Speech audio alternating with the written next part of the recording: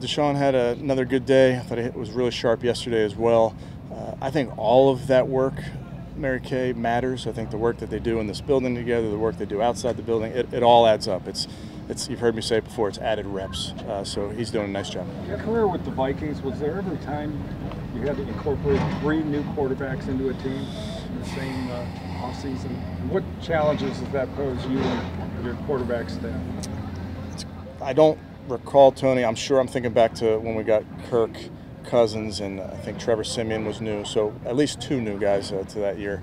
I think it's all good work. I think all this work that we're getting out here, we're starting at the very basics of what we're doing. So the work we're getting done in that classroom is so important. And to teach 3 guys on the field, and we're getting really good questions from all 3 of those guys because it's new. So I think it's a benefit to have an off season as we have it, where we can go slow, we don't have to rush our installation, we can use up all these OTA days, all this mini camp to make sure that we have a true teaching progression to how we do things. Kevin, does Deshaun need to shake rust from not playing for a year? Do you think he's already done that? I think it's a good question. I think he's doing that. I think anytime you're practicing, you're doing that, but certainly game speed and those type of things, that's something that will come in preseason games. But I definitely think it's, for all these guys, they're shaking off an element of rust just from that break. Kevin, how do you think he's handled what could be a pretty extreme distraction for anyone?